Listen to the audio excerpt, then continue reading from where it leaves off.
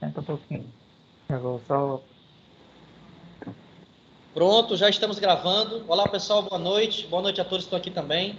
Eu sou o professor Paulo Henrique e hoje a gente está num evento especial, um convidado especial para falar um pouquinho para a gente sobre Azure DevOps, que é o João que está aqui. Boa noite, João. Prazer novamente te ver aqui conosco. Nós estamos presentes aqui também alguns alunos, tanto quanto fisicamente aqui no laboratório, como tanto quanto na modalidade remota. Tá? Eu quero dizer a boa noite a todos vocês. Você que é do Brasil, já fiquei sabendo que tem gente que não é do Brasil também, seja bem-vindo. E é isso. Eu queria passar primeiro a palavra para o nosso coordenador do curso de Sistema de Informação, professor Vieira, para depois de dar continuidade. Se algum outro professor também quiser dar uma palavrinha, dar um oi, a gente pode ficar à vontade. Coordenador Vieira. Beleza, PH. Obrigado pela oportunidade aí. Obrigado, João, por aceitar o convite aí do professor Paulo Henrique. A gente fez uma reunião dentro de uma proposta da gente usar uma metodologia de trazer um professor, um colega, alguém que já está discutindo alguns assuntos dentro das disciplinas. Então, fazer uma discussão com os alunos. A gente tem uma oportunidade agora, João, de você estar falando para o pessoal que está ingressando agora no curso, tá? Curso de redes, curso de análise, curso de sistema de informação. Falar aqui que o João é prata da casa aqui, formou em 2020, né, João? Isso. 2020, uma turma super bacana aí, com várias estrelas aí. Alguns estão chegando ou estão aí, tá? É um grupo aqui, eu acionei eles aqui, vou acionar aqui no grupo, melhor dizendo, que é um grupo que é um dos poucos grupos que se manteve, né? Depois que formou todo mundo, ainda mantém o grupo, as mesmas pessoas, e aí está sempre discutindo tecnologia, oportunizando, discutindo, compartilhando com os colegas. É como fez o Giovanni na segunda-feira passada, também veio aqui falar um pouco com os alunos ingressantes. Agradecer aí a presença de todos aqui na live, o pessoal que está de fora aqui do país. É um prazer tê-los vocês aqui, certo? Depois, se alguém quiser dar uma fala aí, ou agora no Mostrar a início, cara. mostrar a cara, ou posterior à apresentação, será um prazer conhecê-lo, tá? E vindo ao Brasil, de repente uma passagem por aqui, ou então, se quiserem, de repente, estar apresentando algum conteúdo aqui para os nossos alunos, eu vou deixar aqui o meu contato, o e-mail e o telefone. Eu pedi para o PH colocar aí no chat. E aí vocês podem mandar um e-mail e ver, ó, estou com um assunto bacana aqui que eu queria apresentar para o pessoal. Além de o know-how que a gente termina aprendendo, né, João? Toda vez que a gente Exato. apresenta, a gente aprende um pouco, troca experiência, conhece novas pessoas. Imperatriz hoje é assim, eu gosto de falar que é um celeiro assim de pessoas boas na nossa área de tecnologias, tanto que todos os locais do país e alguns fora do país estão vindo buscar esses talentos aqui, como o João, Giovanni, Teles, e outros aqui, tá? Então, gostaria de agradecer vocês novamente e fico à disposição, tá? Quem quiser.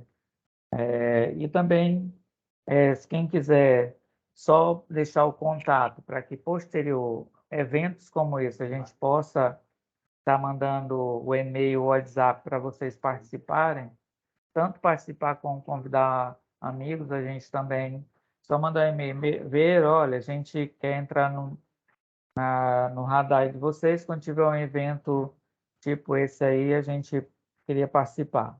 Já deixando uma fala aqui, dia 30/9, né, PH? Nós vamos ter um CTF Gaming, que vai ter umas competições de quebra de segurança da informação em game.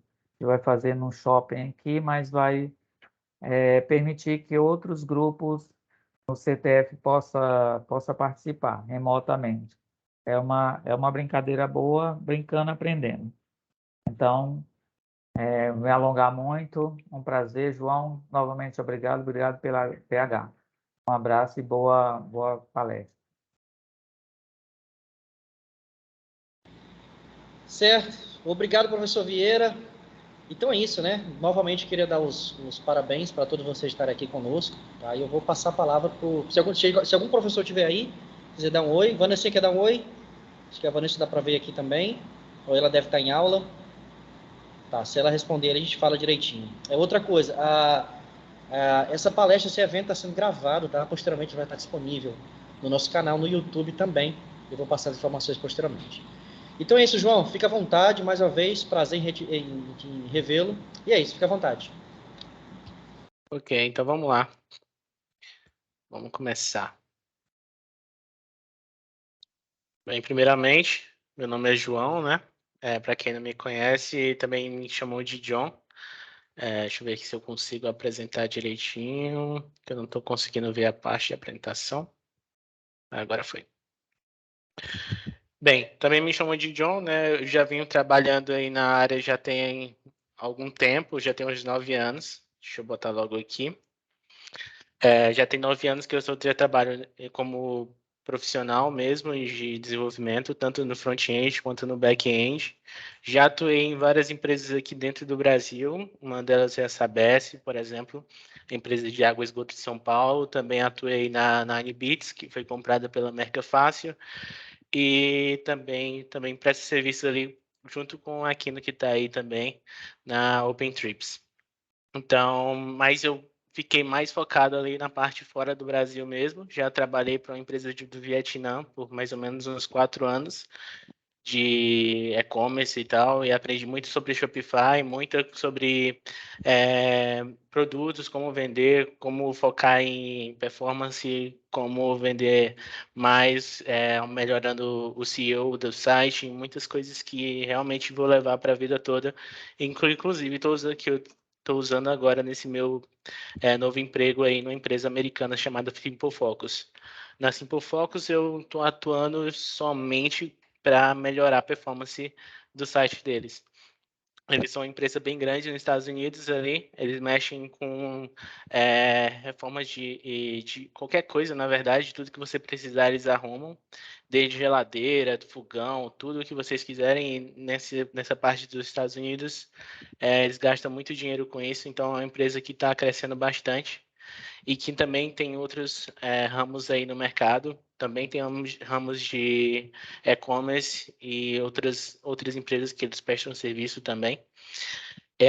Como o Vieira já disse aí, também sou formado na Facimp, já tenho aí uns 3 anos, mais ou menos. Então, é uma honra estar aqui junto com esses caras, de novo. São mestres para mim, que foram realmente as pessoas que me inspiraram nessa caminhada toda. E que não inspiraram só a mim, mas Giovanni, o Aquino, o Teles e muitos outros da nossa turma aí que resolveram seguir essa carreira de desenvolvedor e que estão fazendo muito sucesso aí até hoje. Então, um exemplo aí do Giovanni aí na PicPay, também tem o Teles na Dama. Então, são empresas grandes aí no Brasil, estão ricos agora, então tá ótimo. Bem, então a gente vai começar agora. Vamos começar falando o que é CI/CD. Eu queria fazer mais ou menos uma palestra meio interativa. Eu queria que vocês também respondessem, se vocês soubessem, se vocês já ouviram falar, se já pesquisaram antes de vir sobre CI/CD.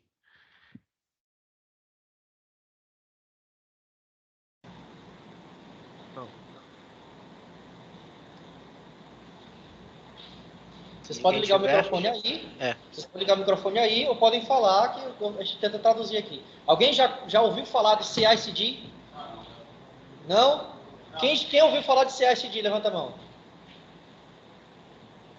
Já são poucos alunos, muito poucos alunos aqui. Muito bem. Então, vamos lá. Vamos explicar o que é CI/CD, então. Bem, CI/CD vem de 2 nomes que a gente vai falar mais para frente ali, mas basicamente é Continuous Integration e Continuous Deployment. Então, o que são essas coisas e qual é o problema e quais são os processos, o que muda e os resultados, é o que a gente vai falar agora. Então, o problema como vocês sabem, muitos aqui estão começando agora na área de programação, mas muitos aí já têm uma estrada aí. O PH também já teve uns projetos juntos aí, que a gente precisou fazer exatamente isso. Eu fazia o código, eu mandava para o PH fazia o deploy no servidor, e aí ele fazia o build lá e fazia toda a parte de redes para a gente poder ter aquele servidor online para ele. E tudo isso, a maior parte das vezes, ele precisou fazer trabalhos manuais. Então, fazia o código, subia, ele ia lá, compilava e mostrava para o cliente. Isso pode ser bem ruim quando você tem uma empresa grande ou que você tenha uma startup, por exemplo, e você precisa fazer esse deploy, fazer essa entrega da maneira mais rápida possível. Então, isso se torna um problema quando, por exemplo, você tem, vamos dizer, 20 deploys por dia, vamos dizer, 20 deploys por semana, ou algo assim. Então, você precisa de algo que seja mais automático. E como fazer isso é o que a gente vai falar agora. Então, o que o CI/CD traz é essa maneira de a gente fazer esses processos de maneira mais automática. Então, o CI, ele vai fazer exatamente esse processo de build, depois teste, e aí ele vai fazer o merge, e então a gente vai para o Continuous Delivery, que é exatamente fazer essa release desse repositório. Esse repositório, ele pode ser um GitHub, por exemplo, pode ser um GitLab, pode ser o Azure DevOps, que a gente vai utilizar agora, que o PH me pediu para utilizar ele lá. Então, a gente vai ter depois de fazer essa entrega para um desses repositórios, aí que a gente vai ter o deploy.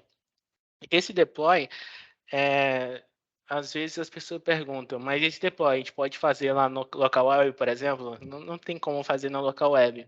São poucas plataformas que você vai encontrar um suporte para o CI/CD. Mas não são caras e também a maioria delas pode ser grátis. Por exemplo, a Azure ele tem uma parte grátis ali que a gente consegue, inclusive foi o que eu utilizei para fazer essa demonstração para vocês. Então, vocês vão ter essa entrega rápida de forma mais automática possível. Então, a única coisa que você vai ter que fazer, é claro, é fazer seus testes na pipeline. O que é pipeline também a gente vai ver mais na frente. Aí esse mesh automaticamente você vai, se você utilizar Git, que muitos aí vão aprender, que é como você controlar o versionamento do seu código, você vai precisar fazer esse merge, vai precisar fazer um checkout ali para criar uma nova branch, e aí você consegue fazer todo esse controle de entrega do seu aplicativo ou da sua aplicação de uma maneira muito mais rápida e fácil. Então, é isso. Basicamente, o Continuous Integration vai fazer esse build, teste, merge.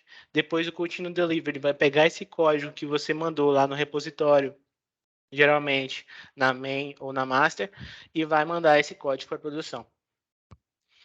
Então, quais são os processos disso? E agora a gente vai para o Live Code, né? Que quem sabe faz ao vivo. Então, deixa eu parar aqui a apresentação. Bem, basicamente, vou mostrar para vocês aqui. PH me pediu. A gente vai utilizar Azure lá, com a Azure DevOps. Então, seria interessante fazer alguma coisa nesse sentido. Eu, pessoalmente, não utilizo muito Azure, mas todos os sistemas de Git, todas as formas de fazer pipeline são basicamente a mesma coisa. Então, se você conseguir fazer um código de pipeline em você vai desenrolar nos outros também. Então, aqui na Azure, o primeiro passo que você tem que fazer aqui, você cria uma conta grátis, né?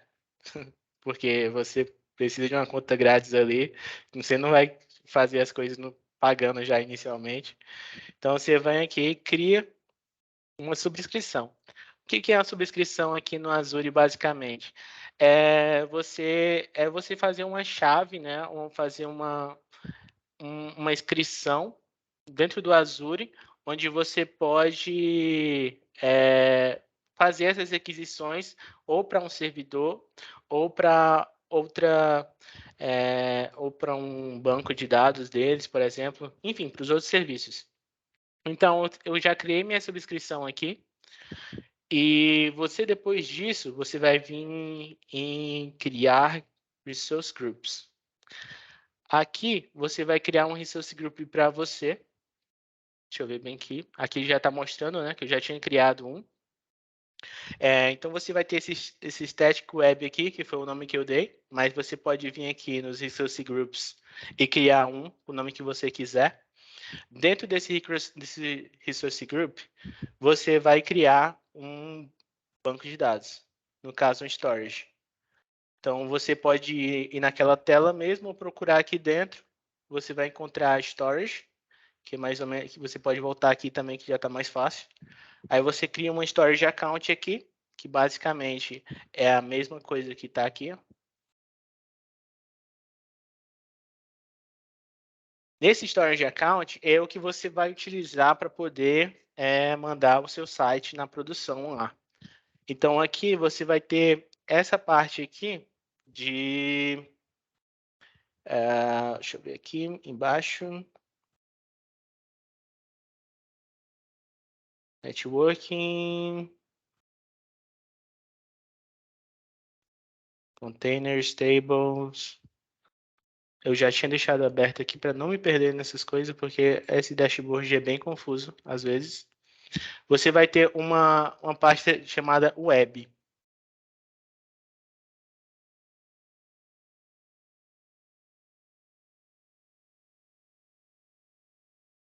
João, teu microfone está mutado.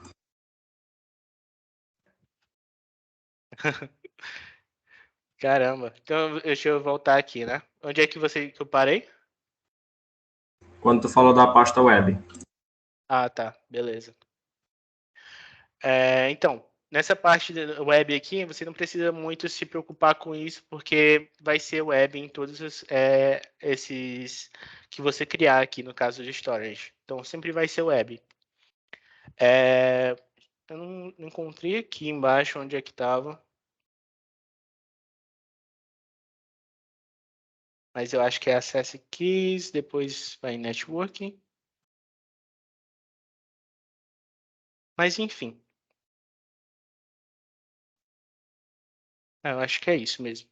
Aí, você nem precisa se preocupar com isso, na verdade. Você consegue também acessar por aqui, pelo nome do storage, né? Então, basicamente... eu posso voltar aqui também para dar um acesso melhor? Deixa eu dar uma olhada.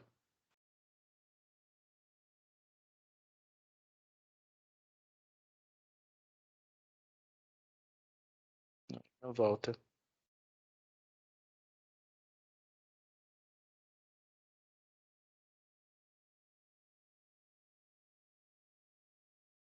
Aqui, Static Site, eu acho. Isso aqui mesmo. Aí você pode clicar aqui, ó, e vem para a web. Aqui você precisa ativar, né? Que você vai criar um site estático. Basicamente, a gente vai estar utilizando, enviando arquivos para lá. Então, vai ser um site estático. Você vem aqui nessa parte de Static Site. Aí você dá um Enable aqui. Aí você vai colocar sempre esses dois, que é o Index HTML e o 404 HTML também. E primeiro ativar aqui, né? Depois, se você fizer isso, tá pronto. Você não precisa fazer mais nada. Então, basicamente, retomando ali, que eu já me atrapalhei um pouco nesse dashboard aqui, que é gigante. Você vai lá, criar uma conta no Azure, fazer uma subscrição. Fez a subscrição, você vai vir aqui e fazer um Resource Groups. Dentro do Resource Groups, você vai criar um Storage Account. Criou o Storage Account, você vai lá naquela parte do Static Website ali, ativa ele aqui. Ativando, ele vai te dar aqui o endereço do teu site, né? O endereço primário, o endereço secundário. Você vai adicionar esses dois campos aqui, no caso sempre vai ser index.html e 404 no HTML também, e aí você salva. Simplesmente isso, nada mais. Depois disso, você vai lá no Azure DevOps. Deixa eu achar aqui, agora ele sumiu. Aqui. No Azure DevOps, você vai simplesmente criar um projeto, se eu voltar lá no início. Você vai criar uma organização, fazer uma conta grátis, claro, criar uma organização. Depois que você criar uma organização, você vem aqui e cria um projeto. Depois que você criar um projeto, você clica no projeto. Aqui ele vai te dar essas opções, Overview, Dashboard, Wikipedia, que você pode fazer aqui várias coisas, né? Você pode fazer seu dashboard aqui, que você quer saber do teu repositório. Se você quiser fazer documentação, tem essa parte aqui de Wiki também. Enfim, tem várias ferramentas aqui, são bem interessantes, na verdade. E aí você também tem essa parte de repositórios que a gente vai utilizar. Aqui, basicamente, ele funciona como se fosse um GitHub da vida. Então, você tem as pastas, tem os histories, você consegue ver os commits, os pushes, as branches que foram criadas. Bem, enfim, a parte interessante vai ser agora no código. O que a gente vai fazer?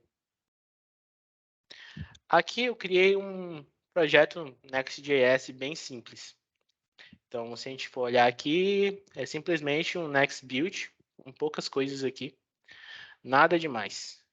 Tem aqui um app, né, com os componentes, tem basicamente um index aqui, dashboard, o header, public e só. O que a gente precisa para fazer a nossa pipeline ali, para fazer aquele primeiro parte do nosso processo, que é o Continuous Integration. Deixa eu dar aqui um... Então, a gente vai fazer primeiro essa parte aqui. Build, teste, merge. Bem, para criar o Continuous Integration, a gente precisa de uma pipeline. O que é uma pipeline? Uma pipeline não é nada mais do que uma pilha de processos. Então, o que você pode ver que aqui, eu falo aqui para ele, nesse Azure Ops, DevOps, você precisa mostrar qual é o agente que você quer utilizar. Por padrão, é esse aqui, Azure Pipelines. Você também pode criar outros agentes lá que eu vi, mas é bem complicado fazer funcionar, não entendi muito bem. Mas, enfim, funcionou bem com esse aqui, com o default deles. Você só tem que pedir, se você criar uma conta grátis, você tem que pedir, fazer uma requisição lá para eles te deixarem testar esse Continuous Integration aí, porque parece que não vem habilitado por padrão. Não sei por quê, mas enfim, você precisa preencher um formulário lá. Depois que você preencher, eles vão te dar essa permissão para você fazer os testes ali e rodar o que você quiser. Bem, então o que eu estava falando lá no início, que eu fazia lá com o PH quando a gente fez os nossos projetos. Eu fazia o código, mandava para um GitHub, a gente usava Jenkins, eu acho que era. Então a gente usava Jenkins, e o Jenkins verificava se tinha mudança no repositório lá, e aí o PH botava num servidor, fazia o deploy, e aí a gente conseguia ter esse sistema online. A gente vai fazer esse processo aqui agora. Então, basicamente, quando você quer instalar você dá um clone no repositório, qual é a primeira coisa que você faz? Instalar a dependência. Você dá um yarn install ou npm install para instalar as dependências. Então, você vê que a gente está fazendo aqui uma pilha de processos, e que a gente já dá um nome aqui de steps. No GitLab, no GitHub, são um pouquinho diferente, mas no final é a mesma coisa. Posso mostrar para vocês também a diferença depois dos dois códigos, mas enfim, muda pouca coisa. O básico é esse aqui mesmo. Você faz essa pilha de processos, você pode rodar scripts, você pode fazer testes, enfim, você pode fazer muitas coisas aqui dentro da pipeline. Então, quando você manda esse código para um Git da vida, então a gente lá naquela parte, deixa eu botar aqui, naquela parte aqui do repositório, a gente tem o Git, que já tem todos aqueles códigos ali que eu fiz. Quando ele mandar o código para cá, a gente vai ter essa parte aqui de rodar as dependências. Depois a gente vai dar o build no projeto. E aqui começa a parte da pipeline. Por quê? A gente precisa copiar esses arquivos aqui. Aí ele está falando aqui, você copia os arquivos da pasta pasta de build, né, que é chamada de out aqui no caso, para a pasta que vai ser o alvo ali, no caso do seu diretório do deploy. No caso, a gente está falando disso aqui, dessa pasta. Aqui no caso, é como se fosse a minha pasta de build. Só que minha pasta de build agora é o diretório completo. Então, no caso, eu estou falando para ele, eu quero que você copie todos os arquivos da pasta de build que você gerou nesse passo aqui e mande para aquele repositório lá. Depois que você fizer isso, você vai arquivar. No caso aqui, esse de arquivo, é para ele, caso você tiver alguns, no caso aqui da public, eu não tenho, mas se você tiver arquivos estáticos, no caso imagens que você usa no seu projeto, você vai precisar disso aqui para você conseguir arquivar esses arquivos e poder acessá-los lá no seu servidor de deploy. E depois você vai falar, eu quero que você publique isso nesse artefact aqui, com esse nome aqui. Então, esse nome aqui, a gente pode encontrar, eu acho que bem aqui mesmo, que é o nome aqui do projeto, ó, Nest Static Web, que é a mesma coisa. Então, o nome do que você vai, do seu artefact, você vai mandar os arquivos, é o mesmo nome do seu projeto. Então, é basicamente isso. E você já criou sua pipeline. Parabéns. Então, como é que se dá a pipeline? O processo, no caso. Esse aqui é o site, né, que eu criei ali, bem simples. Então, como funciona? Vamos lá no código. E agora eu quero vir aqui, no caso, esse código está no dashboard. Ó, vamos primeiro pegar esse aqui, ó, projeto 1, está escrito blá, blá, blá. Vamos colocar aqui, palestra, Azure DevOps. A gente vai salvar. Vou abrir aqui o terminal. Abrir o terminal, vim aqui, vou mandar minhas mudanças para lá. Tá aqui.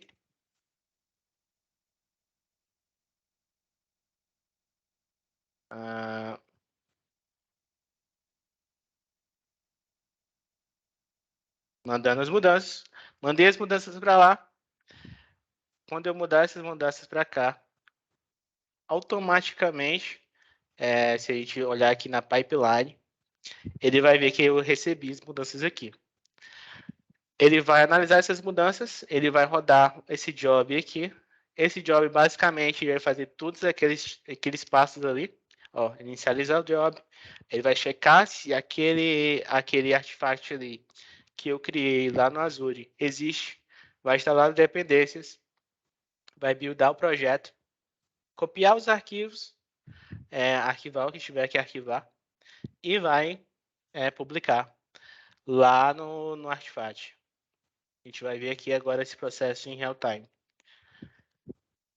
Esse processo, você pode fazer várias coisas nele. Você pode fazer testes, verificar se, por exemplo, testes end-to-end para verificar se uma API realmente está funcionando naquele environment. Você pode verificar, por exemplo, se aquele arquivo que você colocou estático está lá, se tem página faltando, se está dando algum 404, se está dando algum erro. Então, tudo isso você pode verificar na pipeline, que ele vai rodar esses testes. Se der alguma coisa errada, ele simplesmente não vai mandar esse projeto para produção. Então, aqui a gente já terminou a nossa pipeline, bem rápida, né? Então, a gente vai vir aqui, ele vai rolar a release. O que é a release, basicamente? A release aqui, a gente, se clicar aqui em editar, ela tem basicamente o nosso artefact aqui. A gente vai simplesmente botar o nome aqui do projeto, o artefact, e dizer que eu quero a última versão.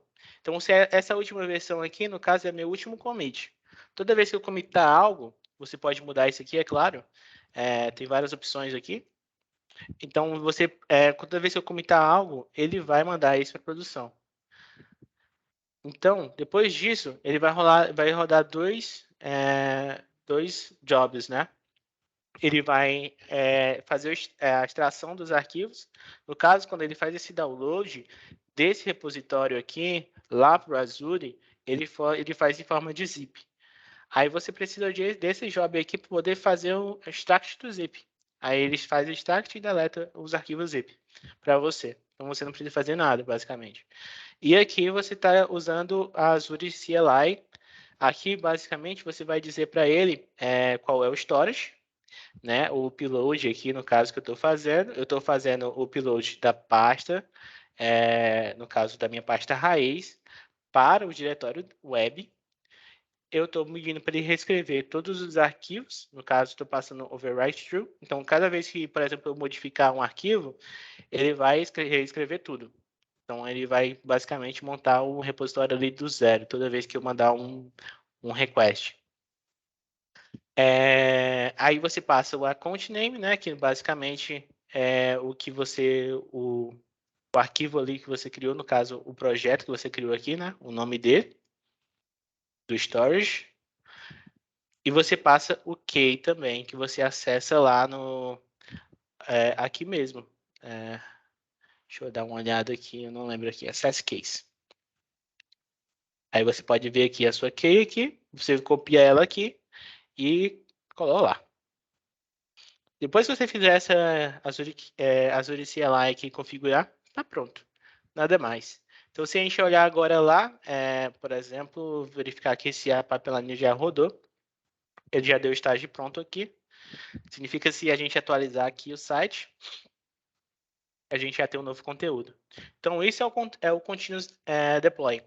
Você manda para aquele repositório, o repositório faz as verificações, os testes que forem necessários, você baixa tudo aquilo daquele repositório e manda no servidor. Alguma pergunta até aqui? Cara, parece fácil, mas não é fácil. Tipo, eu nunca tive contato com isso, mas é da hora, pelo jeito. É muito da hora. Alguém mais? Ops. João, Manda ver. tá me ouvindo? Tô. Em relação àquela atualização lá que tu falou aí quando eu executo o script lá para fazer o deploy, né? Tem como fazer sem ser alterando todos os arquivos, porque tipo assim, num projeto pequeno, beleza. Talvez não demore tanto, mas num projeto que tem milhares de arquivos, ele tem que reescrever tudo. Talvez isso não gere algum problema de performance, não? Não gera. Basicamente, a maioria das vezes, a gente faz tudo isso na pipeline. Se você quiser, você pode tirar aquela parte ali do override true, que eu botei ali, deixa eu ver aqui na pipeline. Então, você tem aquela parte de override true ali. Se eu tirar isso aqui, basicamente ele vai mandar só os arquivos que eu criei, no caso. Não os arquivos que eu modifiquei, o que é ruim. Porque no caso daquela página lá, que eu modifiquei o conteúdo aqui, ela já estava criada. Então, não tem como eu, por exemplo, se eu modificar ela aqui e salvar, deixa eu ver, deixa eu clicar em alguma coisa aqui. E se eu modificar ela aqui e salvar, e se eu tirar aquela parte de overwrite ali, ele não vai mandar essa página de novo, vai ficar o conteúdo antigo. Então, esse overwrite eu acho que é necessário nesse caso. Na outras partes, por exemplo, do GitLab, que a gente usa lá na empresa, a gente não builda assim, a gente usa Docker. Que aí é outro assunto aí, e aí se a gente for falar de Docker, aí é aula para 2 dias aí. Mas, enfim, a gente sobe um Docker, nesse Docker a gente faz esse build todo, manda somente a versão com o necessário ali, que se chama standalone version, e depois que você manda esse standalone version, você simplesmente sobe lá no servidor, tudo dentro de um Docker. Eu acho que aqui na parte do Azure não tem suporte a Docker.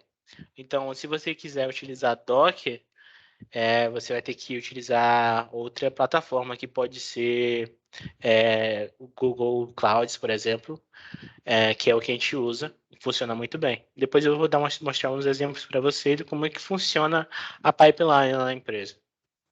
Máximo, beleza, tranquilo. John, eu teria uma pergunta também para você. O que é que você diria para alguém que está querendo ser DevOps estudar depois de que ele já tem um conhecimento nas nuvens? No caso, Amazon, Azure. Cara, hoje em dia, você saber fazer toda essa parte de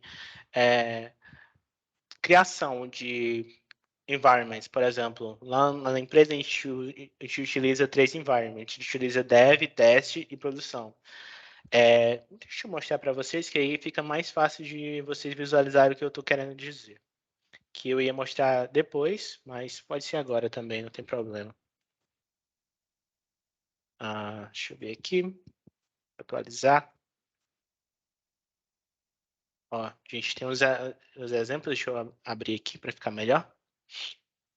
Ó, aqui na empresa, esse é um exemplo da nossa pipeline, por exemplo, a gente utiliza 3 tipos de environments. A gente tem o dev, tem o teste e tem a produção. Eu não tenho permissão para rodar nada na produção, porque só tem permissão para rodar na produção os que são realmente os tech leaders ali no topo. Então, só são 2 pessoas que, na verdade, precisa da aprovação deles ali embaixo para poder rodar alguma coisa na produção. Então, os 2 têm que aprovar para que algo possa ir para a produção. Então, quando a gente cria por exemplo, a gente usa Jira lá, né? A gente usa Jira. E lá, por exemplo, a gente cria uma coisa com o nome da nossa task. Então, você pode ver aqui nessa task aí é SVS 499. Então, essa aqui é uma branch, no caso.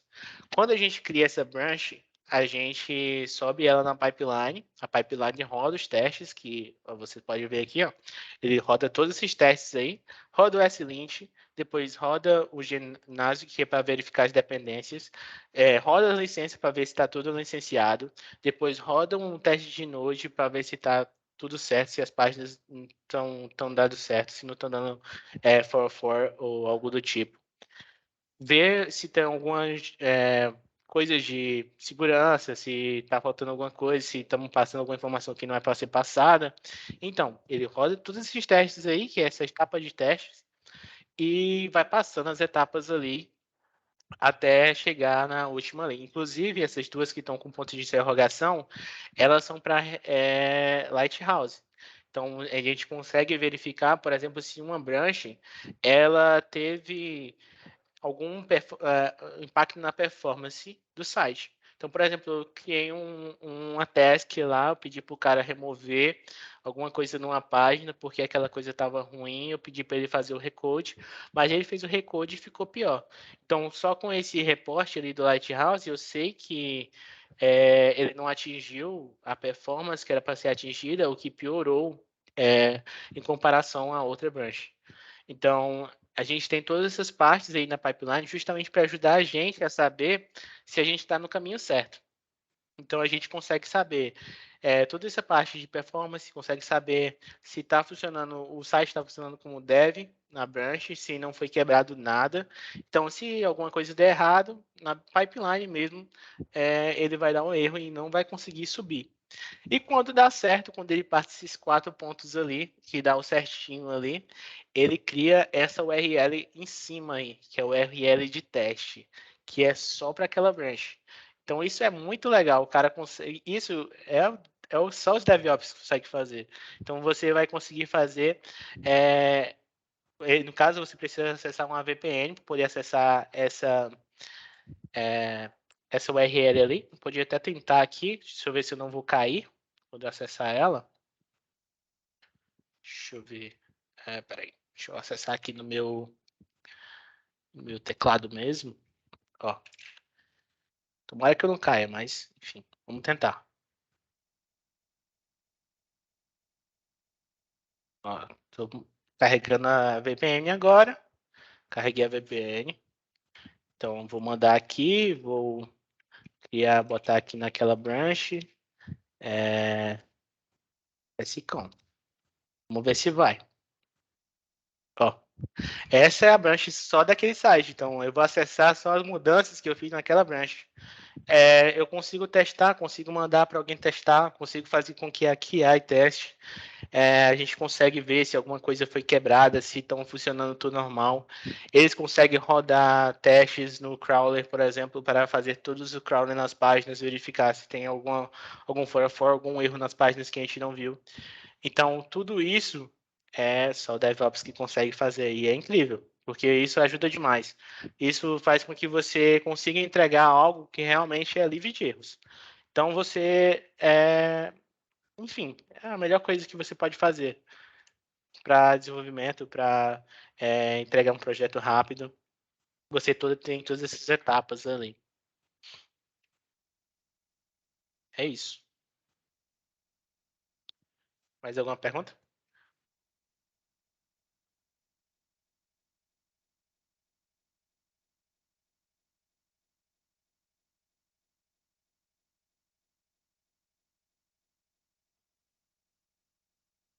E aí, pessoal?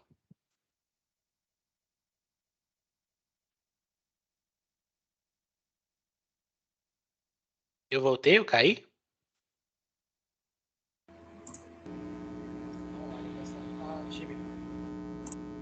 Ou tá funcionando?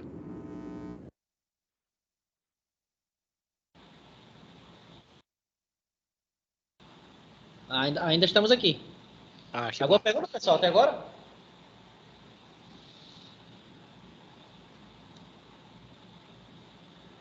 Ainda sem pergunta, João. Tu já finalizou ou tu vai continuar um pouquinho? Eu vou continuar. Agora a gente vai ver aqui na verdade, os ganhos, né? Os resultados de tudo isso. Vamos lá.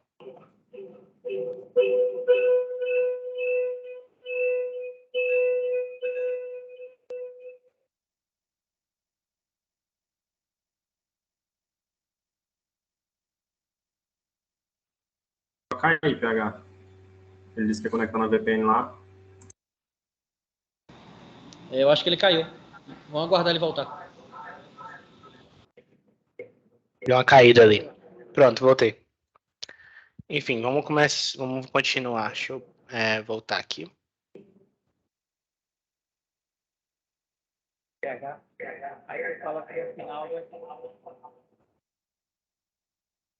Então, a gente vai continuar aqui nas mudanças, né?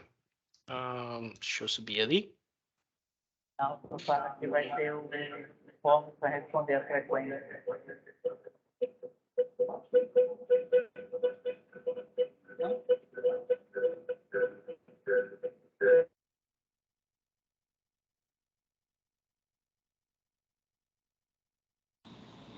Agora pode continuar. Beleza. Peraí.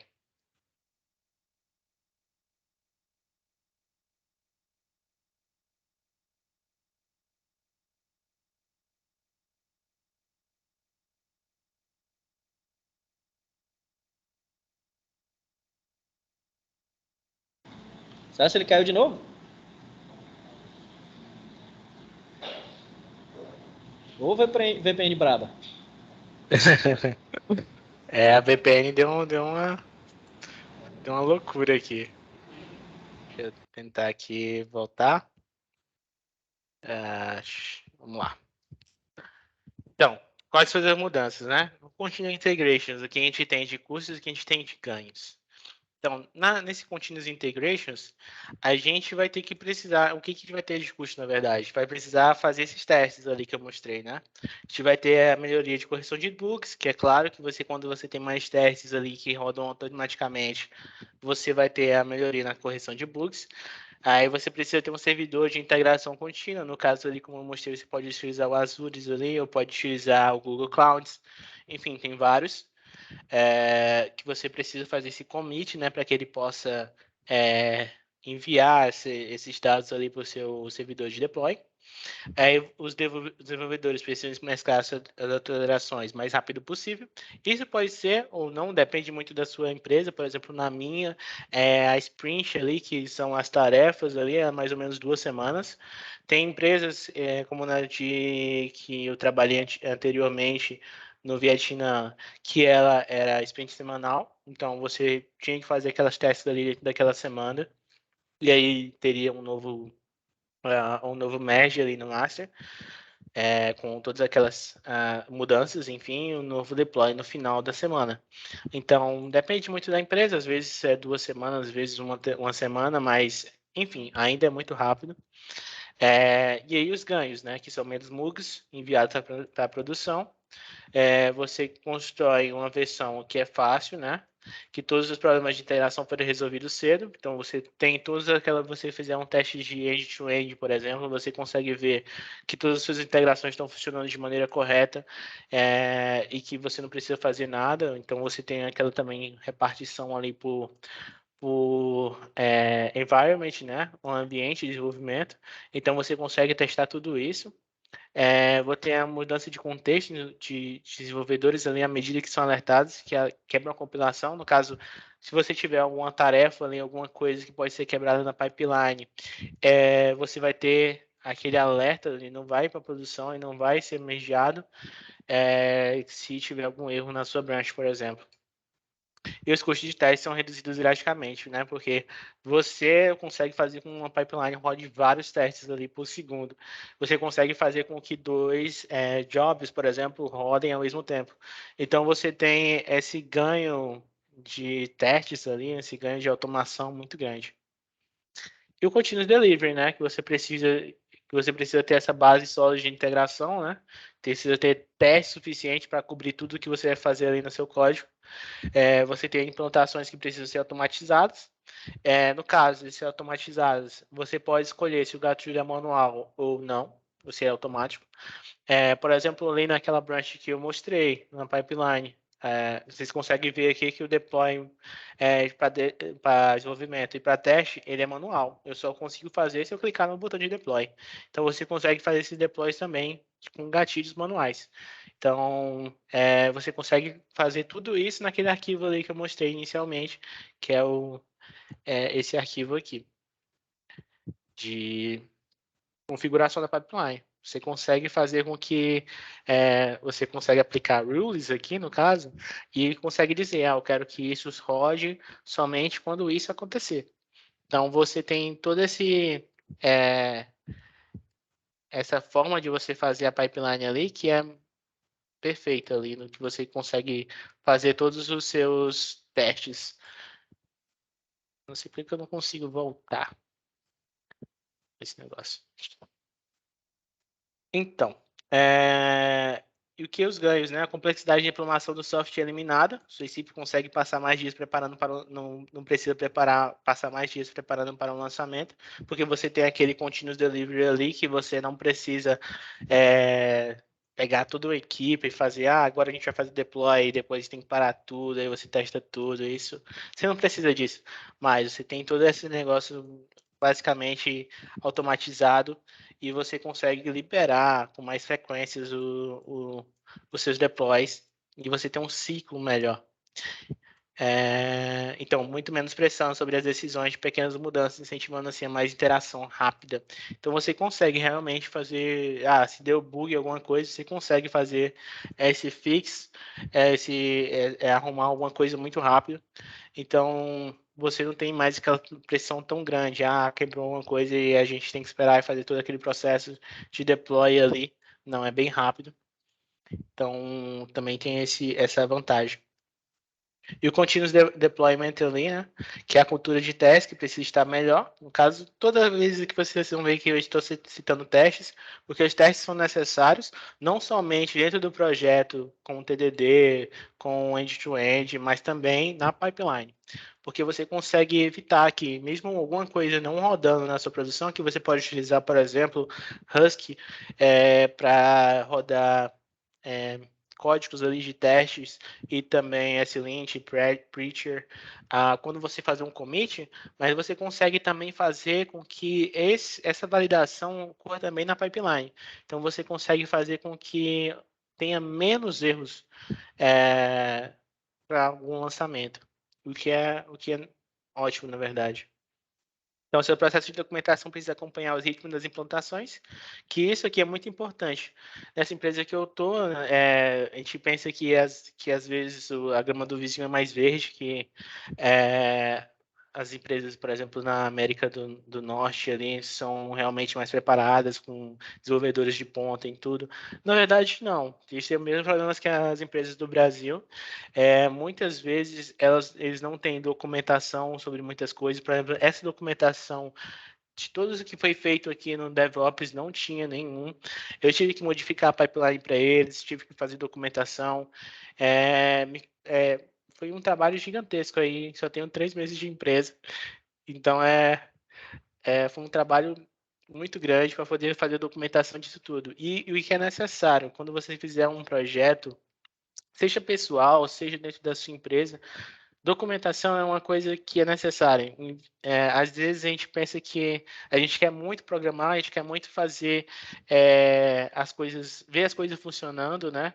O nosso código, mas a gente esquece às vezes de documentar o que a gente fez. E às vezes só a gente entende o que a gente fez. Muita coisa aí no projeto que eu fui mexendo em todos esses anos aí que realmente não entendo o que o cara pensou, o que o cara quis fazer com o código. Então, a gente ter uma documentação ajuda muito. Então, tem esses ganhos aqui, né? Que é desenvolver mais rápido, depois não ter necessidade de pausar desenvolvimento para lançamentos. As papeladas de implantação são acionadas automaticamente ou manualmente, caso você quiserem também. Os clientes veem um fluxo contínuo de melhorias de qualidade e aumenta todos os dias, em vez de todos os meses ou trimestres. Isso é muito legal. Por exemplo, na empresa a gente tem as meetings todas as semanas para de performance e a gente consegue fazer essa measure, né? A gente consegue medir as melhorias por semana. A gente consegue falar, ó, essa task aqui teve tantos pontos de aumento na performance, essa task aqui diminuiu um pouco disso. A gente consegue dar um feedback para o cliente de maneira mais rápida e ele consegue ver essas coisas de maneira cada vez mais rápida também, de uma maneira mais assim, que ele consiga sentir somente acessando o site. Às vezes o cliente fala, nossa, o site está muito mais rápido do que eu acessei ele e a página abriu em menos de um segundo. Então, isso é uma coisa que que o cliente nota e que você sabe os ganhos que você teve fazendo todo aquele processo no pipeline ali, todo aquele fluxo de trabalho ali que você teve. Então, é muito, muito legal ver essa parte. Então, basicamente é isso. É bem complicado, às vezes, se você olhar, mas é muito legal você aprender pipelines. Como eu falei, no Git, cada Git tem a sua. A gente ali, no caso que eu mostrei aqui no exemplo, a gente está utilizando o GitLab com o Google Clouds. Então, a gente tem que fazer todo esse tipo de acesso ali que precisa. Tem alguns scripts que a gente roda também para fazer essa parte aqui das branches. Então, você consegue fazer isso em vários Gits ali, dependendo do que você quer. É uma ótima coisa para se estudar aí. Com certeza, todas as empresas vão estar utilizando aí, né, nos próximos anos, porque é uma coisa que facilita muito o processo de desenvolvimento e de deploy. Então, na próxima, a gente vê na próxima talk, a gente vai falar mais sobre hydration. Então, a gente vai focar aí nessa parte de front-end mesmo, no caso React ali, também Vue. De todos os frameworks de JS ali, utilizam hydration. O que é hydration, como melhorar, por que hydration está tão falado esses dias, a gente vai falar depois. É isso.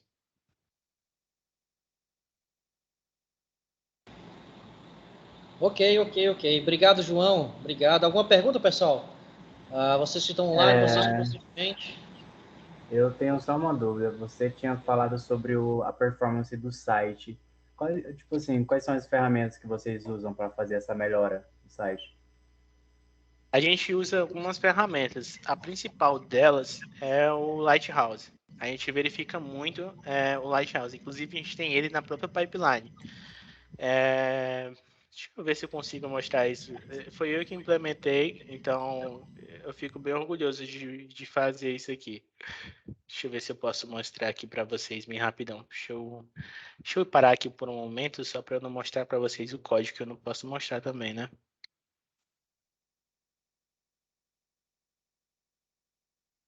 Aí, deixa eu abrir aqui para vocês que eu vou mostrar só essa parte.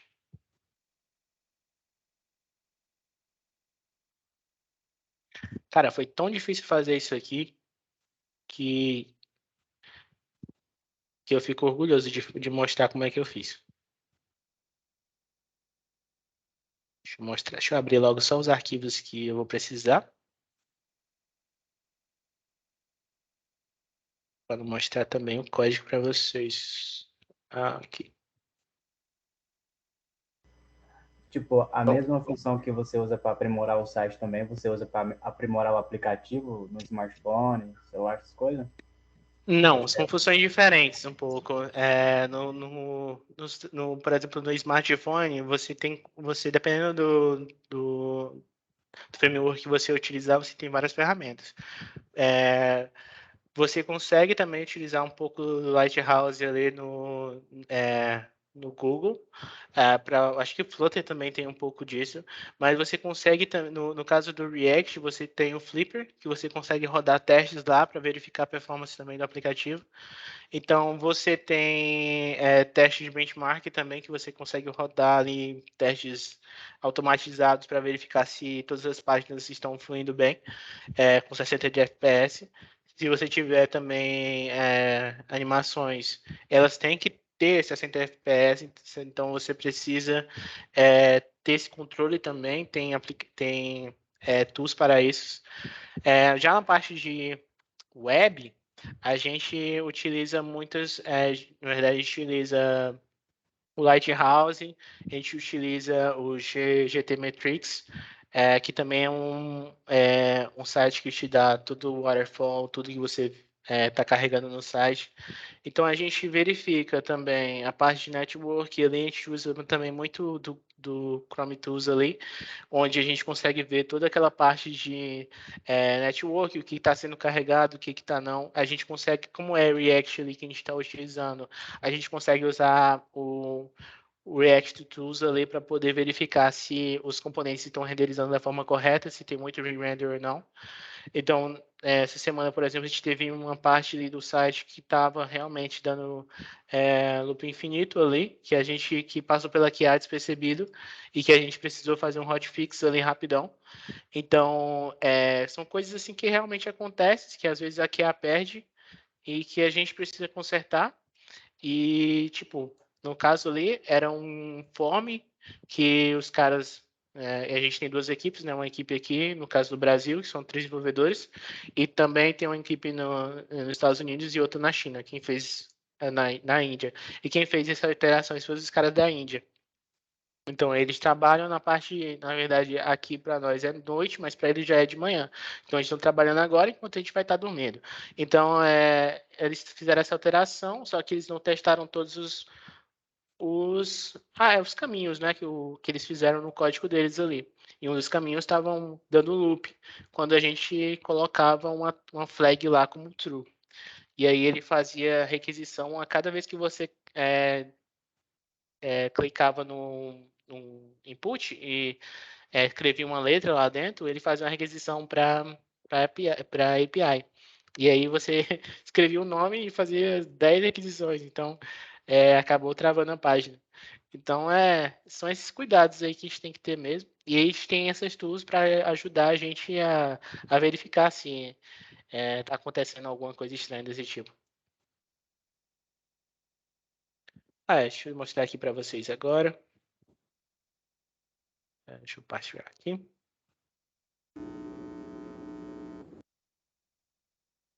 Então, basicamente, essa aqui é a pipeline, ó. vocês verem que é muita coisa. Então, essa parte aqui que eu quero mostrar para vocês é só essa daqui de baixo, que é bem complicado de entender, mas enfim. O que a gente está fazendo aqui? A gente está logando no Docker, né? A gente loga no Docker e fala que esse update na verdade é um Linux, né? O Docker geralmente é Linux, então você vai ver muita coisa assim de APK update, APK upgrade. Você precisa entender Linux também um pouco para poder fazer todas essas configurações. Então a gente basicamente está rodando aqui, instalando o Node, né? Rodando um APK install aqui no Node, também no npm, no Chrome, no Docker e no cru, né, para poder fazer esse negócio da URL ali. Depois que a gente fazer isso aqui tudo, a gente vai lá dar um npm install aqui na CLI do Google, né, que é o CLI do Lighthouse. A gente verifica se todas as coisas estão instaladas, né, dá um node aqui, o npm v, e verifica também se a versão aqui da CLI está certa. E aí a gente verifica se o Chromium também está instalado. E aqui, nesse script, a gente vai rodar as dependências aqui. Então, esse script aqui, esse aqui é o before script que vai rodar antes de tudo. Então, antes de tudo, ele vai instalar todos esses packages aqui que são do Linux em si. E aqui já é o código que a gente vai fazer. Então, aqui é o nosso código que a gente vai pegar aqui, no caso, acessar o GitLab, rodar as dependências, ele vai rodar o script, né, que a gente tem um branch ali para rodar o branch, vai rodar também o build. Depois que ele rodar o build, é que ele vai rodar isso aqui, que é a inicialização do servidor, que é esse código aqui. Basicamente, ele vai inicializar o servidor no local host na porta 3000. Beleza. Tem esse negócio aqui que está atrapalhando. Deixa eu ver se eu posso tirar. Tirei. Então, a gente no Lighthouse, a gente tem duas formas de medir uma performance: desktop e mobile. O nosso foco é mobile, mas a gente precisa também ter o desktop para verificar se alguma mudança que a gente fez também não afetou o desktop. Então, aqui como a gente utiliza o Chromium, você pode passar esses Chrome flags aqui para caso só utilizar o que você quer utilizar. No caso, eu estou desabilitando a CPU, eu estou tirando os headless, eu estou tirando as traduções, que o Google também já vem embutido, estou desabilitando extensões, então estou deixando ele seco, só com o que eu preciso. E aqui eu estou falando para ele que eu quero somente 4 tipos de categorias, né? A performance, acessibilidade, melhores práticas e SEO, que são basicamente o que você precisa saber para saber se o seu site está indo bem ou não. E aqui, basicamente, estou dizendo para ele o que ele tem que aceitar, né? Qual é o score mínimo e qual é, por exemplo, se é um erro ou não. Né? Então, ele sempre vai deixar passando se meu site chegar ao score mínimo de 0,85, que é quase 100. Então, se não chegar, geralmente eu boto um score mais alto no desktop, porque geralmente o desktop ele é mais otimizado, a gente precisa ter atenção mais no mobile, então geralmente os scores do mobile são menores por causa disso, e a gente sempre bota um pessimista ali, porque realmente o score, quando eu comecei na empresa, a página estava 10, score 10, estava horrível no mobile. E hoje, essa semana, a gente atingiu 0,8. Então, a gente teve uma melhora imensa aí, de mais de 300%. Com todas essas performances essas otimização de performance que a gente fez. E graças também a isso aqui, rodando na pipeline. Porque a gente pode ver se essas mudanças na performance que a gente fez estava dando resultado ou não. Então, se tivesse dando resultado, a gente falava, está no caminho certo, vamos continuar nesse caminho. E assim ia. Esse seu score aí é tipo um limite de quanto é aceitável e até quando não é aceitável? Tipo, aqui no caso, na pipeline, você precisa definir o limite do aceitável. Por exemplo, aqui na pipeline, por exemplo, se a gente olhar aqui, ó, a gente tem a low failure. Aqui eu estou dizendo para ele aceitar. Por que eu estou dizendo para ele aceitar se falhar? porque eu sei que os scores do mobile estão ruins. Eu sei que vai falhar. E se ele falhar, ele vai parar a pipeline. Então, eu sei que ele vai falhar, então eu falo para ele permitir a falha.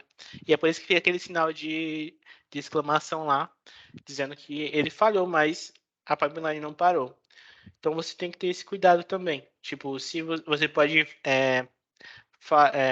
por padrão, esse negócio aqui é falso. Então, toda vez que um teste falhar, ele vai parar a pipeline, ou seja, ele não vai deixar seguir para deploy, para dev ou para qualquer outro environment. Ele vai parar naquele lugar. E aí você vai ter que verificar o erro lá na pipeline, ver o que precisa ser alterado, alterar, subir outro commit para ele rodar a pipeline de novo e verificar se está certo ou não. Como eu sei que isso aqui vai falhar, porque os scores do mobile estão ruins realmente, eu coloco aqui para ele aceitar a falha.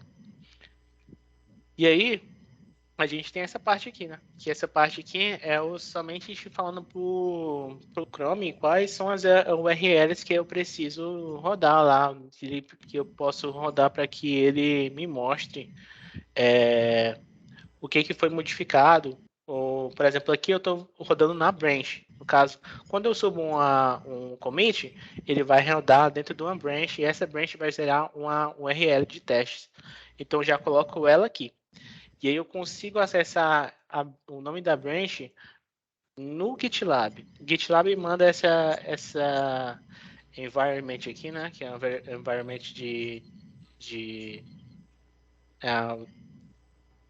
esqueci o nome. É de sistema, no caso? Enfim, ele manda essa variável de ambiente, eu lembrei. É esse o nome em português. Variável de ambiente que você pode acessar aqui. E aí, você acessando essa variável de ambiente, você tem o nome da branch. E aí, eu consegui utilizar isso aqui para poder gerar as URLs que eu precisava. Aí, deixa eu parar aqui para mostrar para vocês como é que fica o resultado ali. Só um segundo. Deixa eu abrir aqui.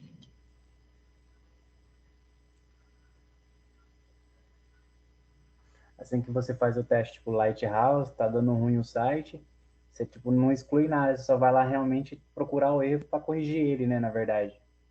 Exato. O Lighthouse em si já nos diz quais são os erros, o que precisa melhorar. Então, é uma coisa bem mais, assim, simples de você resolver.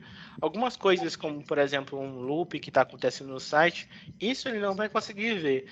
Isso aí por isso que você precisa ter essa parte de QA, de UAT, que são os caras que vão realmente testar a aplicação ali na marra, entendeu?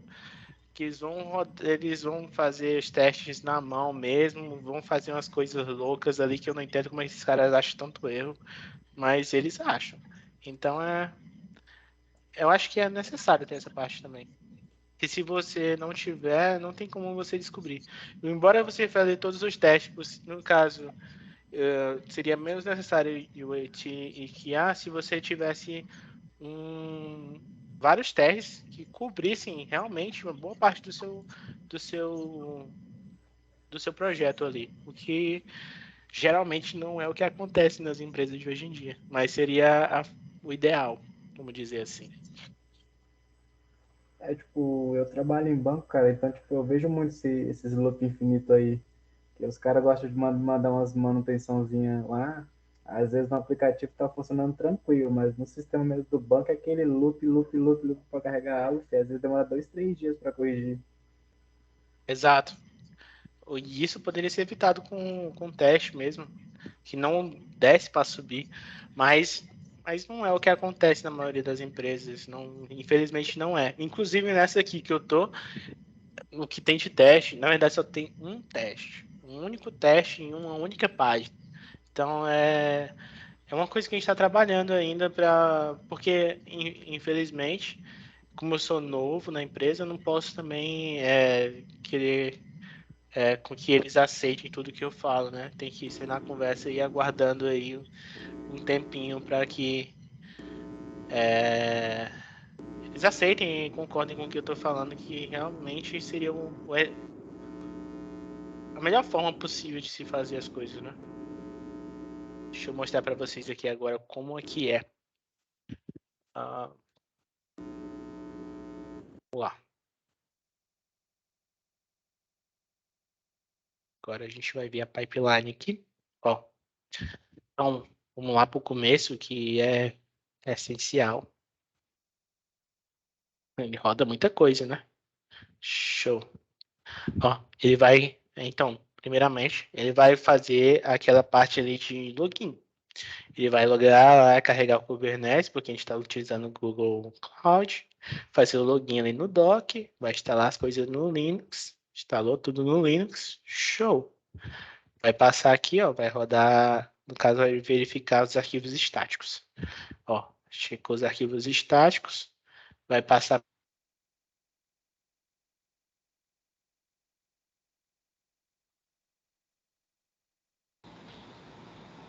Eu acho que a VPN ativou de novo. Vamos aguardar ele voltar aí.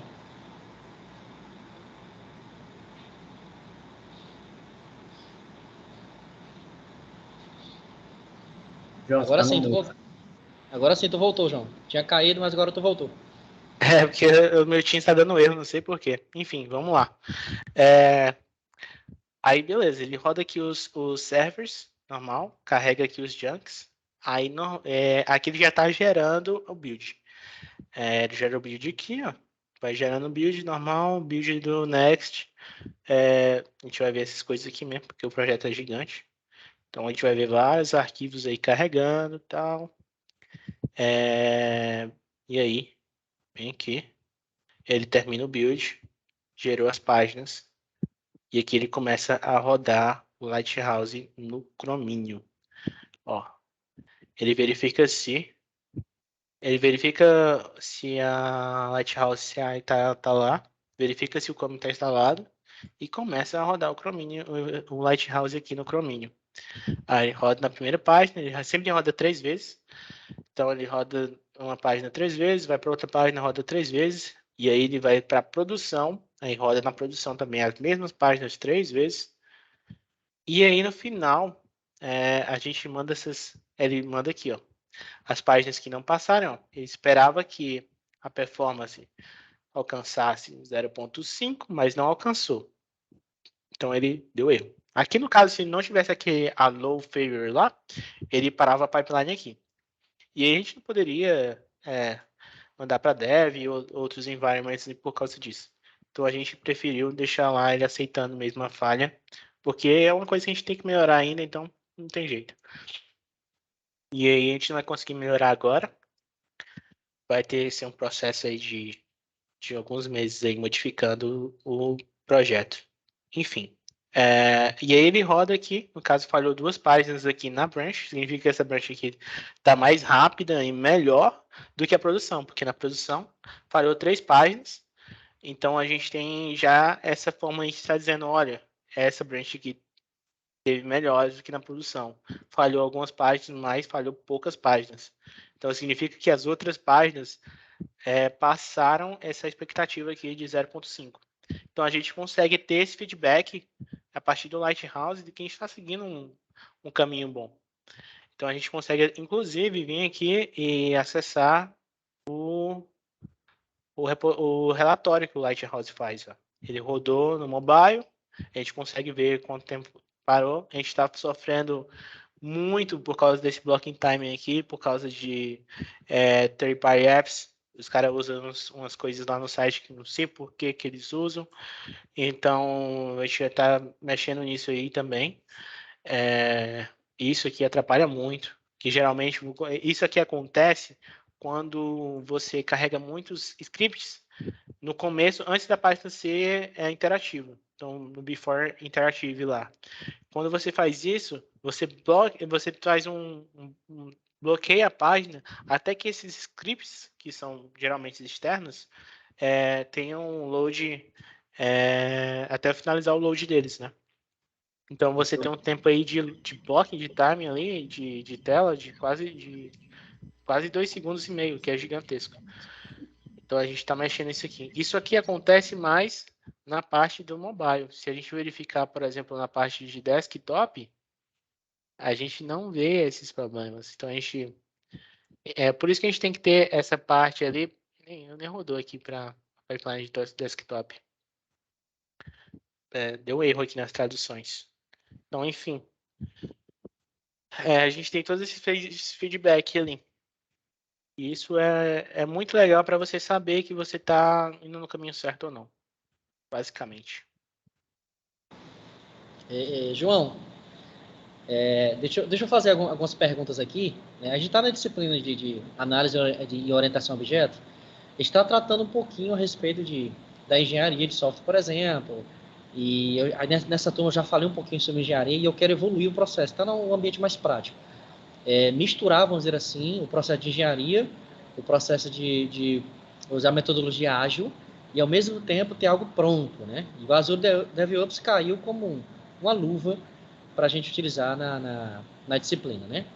Vamos à primeira pergunta. Primeiro, como tu está no ambiente de produção, por exemplo, vocês usam muito lá, porque a gente sabe que o Azure tem vários serviços lá dentro da plataforma. Vocês usam aquele Azure Boards, por exemplo? Se tu tem para mostrar, por exemplo, se vocês usam ou não usam, porque é um processo de metodologia ágil ali, que eu já vi alguns, por exemplo, que é o Manuel chegou a me mostrar uns que eles usam, muito com Azure Buds, por exemplo, que é a mistura do processo, né? Ele mostrou alguns também.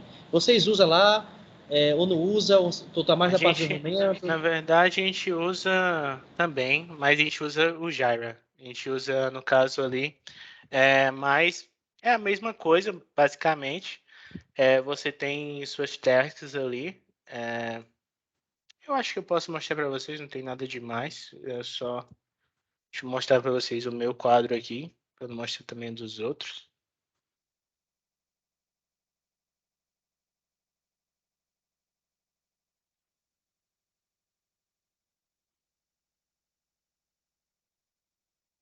Mostrar aqui para vocês rapidão.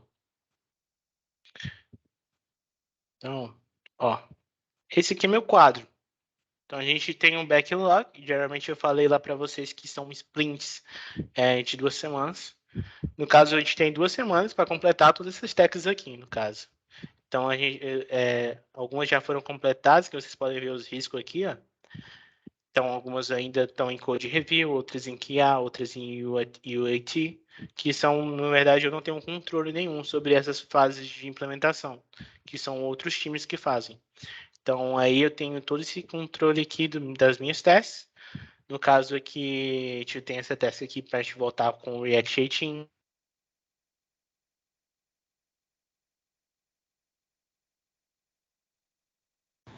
Ele caiu novamente, vamos aguardar ele voltar.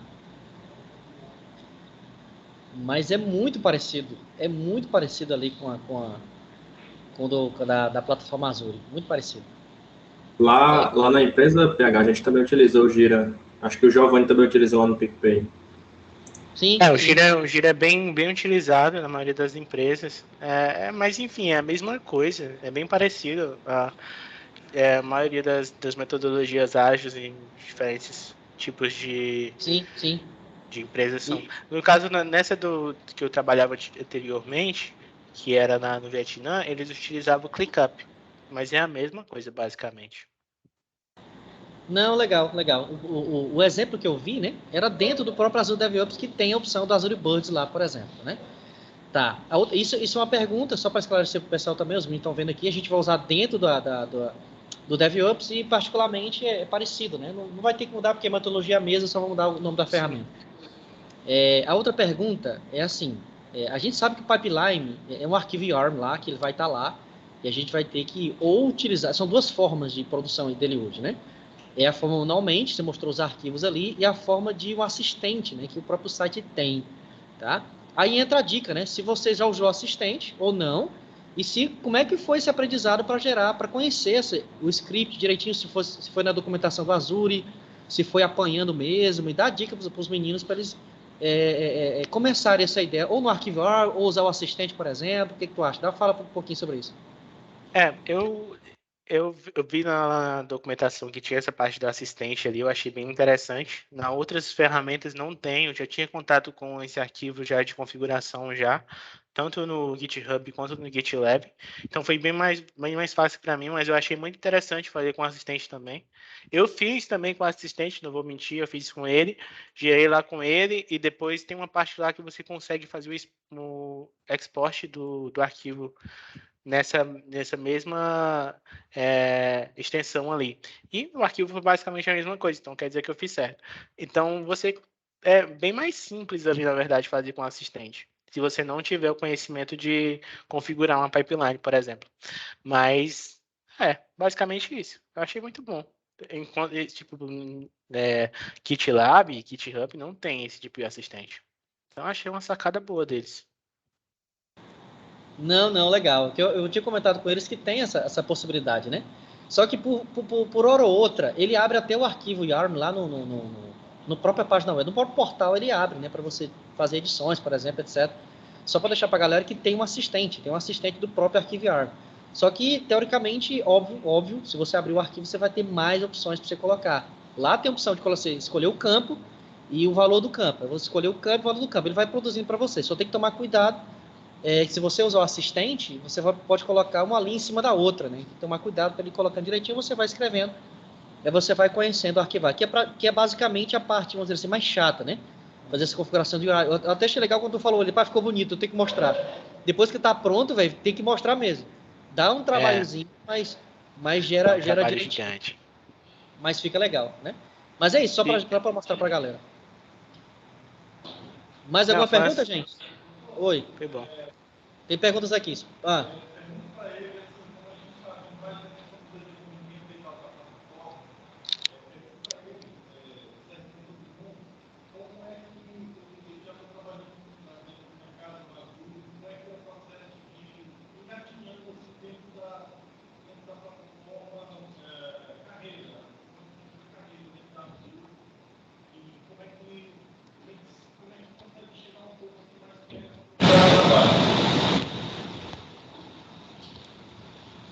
Pronto, João, eu não sei se tu ouviu, mas no finalzinho eu fui aumentar o microfone e deu certo. Mas enfim, perguntou aqui, por exemplo, os primeiros passos para você começar nessa carreira de Azure, no caso do Azure DevOps, né? Um dos primeiros passos eu já vou falar, depois o João complementa aí. O primeiro passo é que a própria Facimp tem uma certificação, é a Z900, que é a própria certificação para você dar um start dentro desse ambiente, né? Fazer toda a parte documental lá e etc, vídeo aula, curso, por aí vai. Mas, e tem, claro, tem outras opções, né? Me fala um pouquinho como foi, assim, esse teu início no Azure DevOps aí, pra galera para quem tá vendo em foto do banho de produção. Eu acho que, tipo, em qualquer coisa que você fizer na área de desenvolvimento, você tem que se acostumar a ler documentação. Então, lendo documentação, verificando como é feito. Tem muitos artigos também que explicam como você configurar da melhor forma. Muita gente que fez, por exemplo, esse com Next.js aí, eu vi muita gente fazendo também.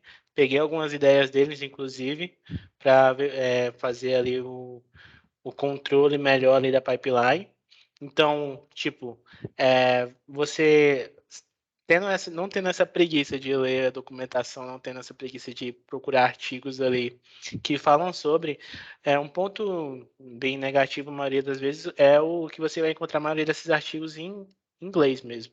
Então, é importante também você, como desenvolvedor, também pensar em estudar inglês, porque você vai precisar muito aí nessa carreira de desenvolvedor aprender inglês, porque muitas coisas que você vai fazer, por exemplo, essa parte da Lighthouse não tinha lugar nenhum, não tinha ninguém fazendo essa parte aí na pipeline, montando Lighthouse em pipeline. Então, foi uma coisa que a gente teve que fazer a gente mesmo, pensando como montar a pipeline e rodar o Lighthouse lá dentro. Então, foi bem interessante. Teve alguns artigos que ajudaram, mas nenhum que chegavam aonde que a gente queria. Então, você pegando essas ideias dos outros e juntando com o que você pensa, o que você sabe, às vezes já é o suficiente para você chegar onde você quer. Então, é isso. Ler é tudo aí. Show de bola.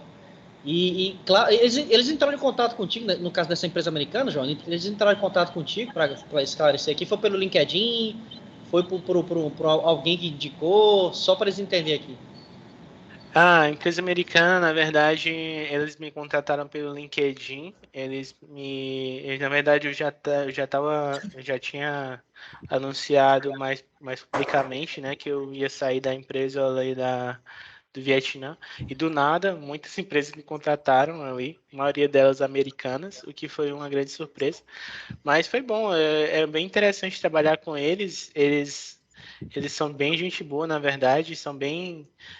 Se você quiser tirar um dia de folga, eles são bem abertos. Eles respeitam, no caso, você pode escolher se você quer trabalhar, por exemplo, no feriado do Brasil ou respeitar os feriados dos Estados Unidos. Então você tem essas escolhas também. Eles me deram 30 dias de férias, que muitas empresas não dão. Americanos, geralmente, eles pagam por hora, então você tem que ter é, essa coisa na sua mente. Por exemplo, se você não trabalhar, você não ganha. Então é basicamente assim. Às vezes, muitas empresas oferecem somente 15 dias de férias, que você pode tirar não no mês, mas durante o ano inteiro. Ou 2 semanas seguidas, não mais que isso. Então tem todas essas coisas que você tem que respeitar da cultura deles, mas eles são muito gente boa. Lá nessa empresa aqui a gente tem 3 brasileiros, né, desenvolvedores, mas também tem mais 4 pessoas que são brasileiras, mas estão em diferentes setores. Então tem 7 brasileiros, mas eles também têm um amor pela cultura do Brasil muito grande. Eles inclusive leem uma palavra em português toda sexta-feira, que é muito engraçado ver eles falando em português. Então é bem divertido, na verdade. Muito, muito bom começar na empresa americana.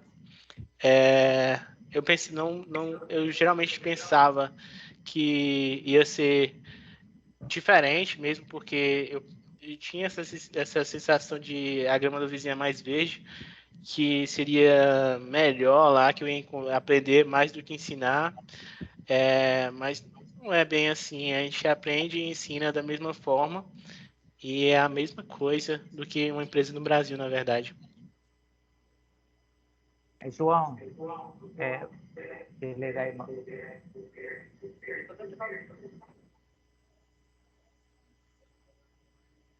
Ô, João, Opa, João, tá ouvindo? Tô ouvindo. Então, vou fazer praticamente a mesma pergunta do PH, mas de uma forma um pouquinho mais rápida. Tá? Primeiro, com relação à impressão na verdade, que o americano passa, que a gente vê e tal, é um pouco de arrogância. Tu demonstras aí que não é assim. A equipe trabalha e realmente é mais ou menos o que a gente pensa. E uma pergunta um pouco mais rápida, assim. Nós estamos agora aqui com alunos que começaram a semana passada. Hoje está uma semana de aula praticamente. Qual o conselho, assim, que eu fiquei falando na linguagem em alto nível que tu está falando, já numa tecnologia bastante avançada, da experiência que tu tem, o que tu diria para eles nesse momento, de forma bem simplória? O que eu saio daqui, quando tu chegou para aprender, pelo menos teve as aulas com a maioria dos meus colegas, de algoritmos, estrutura de dados, compiladores, aí vem banco de dados, então, qual o conselho tu daria para eles para alcançar o nível que você está hoje, juntamente com teus colegas, tanto de conhecimento de tecnologias, como também do mercado que hoje lá. É uma ótima pergunta, Vieira. Eu acho que, tipo, em todas as empresas que eu já passei no Brasil, grandes empresas também, Sabesp, por exemplo, na Nibis, que foi comprada pela Mercafácil, que é uma das maiores empresas aí também, na parte de e-commerce. Em todas essas empresas, eu acho que inclusive o Pedro está aqui, que trabalhou na Mercafácil, que, enfim, então tem todas essas partes aí dessas empresas que muitas vezes o cara peca porque não sabe o básico. E o básico é essencial. Porque muitas vezes o cara chega para fazer se cadastra, se inscreve numa vaga de React ou de um framework JavaScript e não sabe o básico de uma linguagem de JavaScript, não sabe como fazer um algoritmo certo, não sabe evitar loops, não sabe fazer uma estrutura correta dos dados. Então, você focar nessa parte, eu acho que na faculdade foi essencial para isso, por isso que muitos dos meus amigos aí da faculdade mesmo, Giovanni, Aquino, Teles, são muito bons por causa disso, porque eles aprenderam o essencial, o básico. E quando você aprende o básico, cara, para você aprender o avançado é muito mais simples. Porque se você aprender o PHP, a gente, por exemplo, aí na Facimp, na nossa época, foi PHP.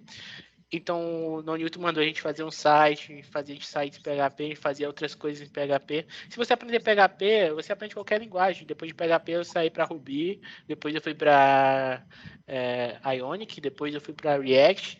E todas essas linguagens foi muito mais fácil de aprender, porque você já sabe o básico, você já sabe a sintaxe, você já sabe tudo que é necessário para que você faça uma linguagem, faça um programa numa linguagem que seja realmente um programa bom e profissional.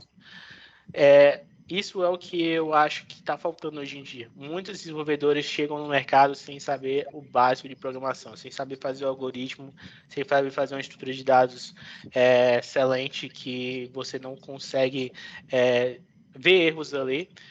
Muita gente não sabe o básico de React, como utilizar os hooks, por exemplo. A gente teve que fazer, inclusive nessa empresa americana, eu tive que fazer um documento para explicar para eles como utilizar os hooks do React, coisas que você tem que ver na documentação e aprender na documentação. Então, as coisas básicas mesmo estão falhando, muitos desenvolvedores estão falhando. Então, eu acho que o meu conselho para todos os desenvolvedores brasileiros que querem crescer mesmo na carreira como desenvolvedor primeiro focar no básico, aprender a ler, não ter preguiça de ler, porque documentação é a coisa essencial. Não você só ler ela, mas aprender a fazer uma também. Uma boa documentação que você consegue não só você usar, mas também ter a certeza que os outros que vão entrar na empresa depois de você vão continuar utilizando aquilo. Por exemplo, na Boost, a gente tem uma documentação lá de códigos que a gente usa, de fixes que a gente fez, em mais de 300 lojas no mundo, espalhado no mundo todo. Então, se você procurar um problema lá que eu tive, você vai encontrar como eu solucionei aquele problema lá naquela documentação que a gente fez. Então, hoje, esses dias mesmo, um cara da Boost me contatou, acho que foi o Felipe, não sei se ele está aqui na live, mas ele foi me agradecendo. Olha, cara, muito obrigado pela documentação que você fez lá na Boost, porque foi bem fácil de arrumar um problema que eu tive no cliente por causa daquela documentação lá. E isso é o que a documentação serve. É para você ter algo para que outros desenvolvedores batem o olho, leem aquilo e saibam o que você fez e saibam como você pensou até chegar naquilo. Isso é muito importante se você estiver numa empresa. Porque muitas vezes um código você precisa estudar para que ele seja o mais legível possível. Mas não só isso. Você precisa também transpilar aquilo para um documento que qualquer um entenda. Então, acho que isso é essencial para qualquer desenvolvedor. Em inglês. Inglês é essencial também. Se você quiser ir lá para fora, ganhar mais. Aqui, atualmente, no Brasil, o salário máximo que eu vi até hoje é 15 mil reais. Então, se você quer chegar mais do que isso, inglês é necessário, cara. Felizmente, é isso. Mas se você quiser realmente crescer mais, ir para uma empresa maior, você precisa de inglês. Ô, João. João, Pode tá falar. me ouvindo? Tô. Uma dica que eu tô vendo aí, você tá falando sobre inglês, que as molecadas não sabem ainda, que você já pode ir estudando já, que você consegue comprar na Amazon, que é o Essential Grammar Use e o English Grammar Use. O Essential é mais básico, né? Ele te começa a introduzir a gramática inglesa desde a base, que nem você disse, Já o English, ele já é um pouco mais avançado, é todo inglês, mas ajuda muito, cara. Depois você aprende a base, formar a palavra, formar, montar tudo, aprender, entender o que a pessoa está falando, você já vira craque. Sim, sim. Eu aprendi mais com nativo mesmo. Eu utilizei iTalk, utilizei também o Cambly. Então, eu sou mais no negócio de falar com as pessoas. Eu gosto mais dessa parte, de ter mais essa comunicação. Então, geralmente eu baixava esse aplicativo, iTalk, o Cambly, pagava um professor ali que sabia falar português e inglês. E aí eu ia marcando com ele 2 vezes na semana ali para poder aprender. Eu acho que para mim funciona mais dessa maneira. Mas também, depois disso, eu comecei a ler livros em inglês e também aprender, porque na verdade não é só você falar, né? Também você precisa aumentar o seu vocabulário ali dentro do inglês.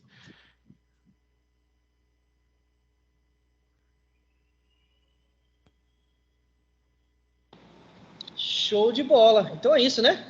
Se alguém tiver mais alguma perguntinha, senão eu vou dar um ok aqui.